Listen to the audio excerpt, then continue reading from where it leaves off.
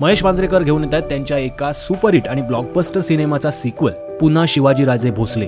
2009 साली आलेला मी शिवाजीराजे भोसले बोलतोय हा सिनेमा लोकांना प्रचंड आवडला होता आणि त्याने निर्मात्यांना सुद्धा बॉक्स ऑफिसवर चांगलीच कमाई करून दिली होती। मी शिवाजीराजे भोसले बोलतोय या सिनेमामध्ये त्यावेळेला मुंबईमध्ये मराठी माणसाला मिळणारी वागणूक, त्याची परिस्थिती, त्याला होणारा त्रास आणि बाकीच्या अमराठी लोकांकडून त्याला मिळणारी वागणूक हे सगळे प्रश्न त्या सिनेमामध्ये मांडले गेले होते। आणि मग छत्रपती शिवाजी महाराजांच्या दृष्टीने, त्यांच्या विचार पद्धतीने, त्यांच्या मार्गदर्शनाने तो मराठी माणूस या सगळ्या समस्यांना कशा प्रकारे सामोरा जातो, कशा प्रकारे त्यांच्यावर मात करतो आणि मराठी माणसाचा खरा मान, सन्मान आणि अभिमान मिळवून मराठी माणसाची खरी जागा काय आहे हे त्या सिनेमामध्ये आपल्याला पाहायला मिळालंय। अशाच एका महाराष्ट्राच्या सध्याच्या गंभीर परिस्थितीवर आधारित त्यांचा हा नवीन सिनेमा असल्याचं ट्रेलरमधून तरी दिसून येतं। ट्रेलरमधून स्पष्ट दिसून येतंय की महाराष्ट्रातील शेतकऱ्यांच्या आत्महत्या हा या सिनेमाचा मूळ विषय आहे। पण या सिनेमाच्या एका टीजरमधून मराठी माणसांना आणि खास करून घाटी लोकांना मुंबईत होणारा त्रास सुद्धा दाखवलेला आहे। त्यामुळे शेतकऱ्यांच्या आत्महत्या आणि मराठी माणसाला होणारा त्रास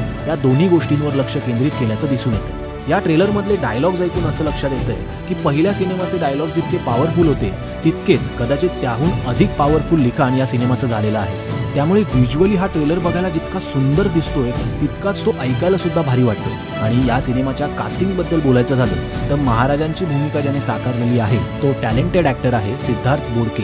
त्याचं अनन्या हे एक फेमस मराठी व्यावसायिक नाटक, त्यानंतर तू अशी जवळी रहा ही एक मराठी मालिका, दृश्यम 2 या बॉलिवूड सिनेमामध्ये एक मुख्य भूमिका आणि आता एवढ्या मोठ्या बिग बजेट मराठी भूमीमध्ये ॲज अ लीड ॲक्टर म्हणून तो काम करतोय। त्याचबरोबर वर्सेटाईल ॲक्टर सयाजी शिंदे सरांचं काम आपल्याला या सिनेमामध्ये बघायला मिळेल। तर भार्गव जगताप, त्रिशा ठोसर, मंगेश देसाई, शशांक शेंडे, रोहित माने आणि पृथ्वी प्रताप यांसारखे टॅलेंटेड ॲक्टर सुद्धा या सिनेमाचा दर्जा नक्कीच वाढवणार आहेत असं ट्रेलरमधून दिसून येत आहे। शेतकऱ्यांच्या आत्महत्येचा हा गंभीर प्रश्न महाराज कशा प्रकारे हाताळणार आहे आणि त्यावर आपल्याला काय सोल्युशन देणार आहे हे आपल्याला 31 ऑक्टोबर 2025ला हा सिनेमा रिलीज झाल्यानंतरच कळेल। त्यामुळे जवळच्या चित्रपटगृहात जाऊन हा सिनेमा नक्की बघा आणि तुमचं या सिनेमाबद्दल काय मत आहे हे आम्हाला कॉमेंट करून नक्की कळवा।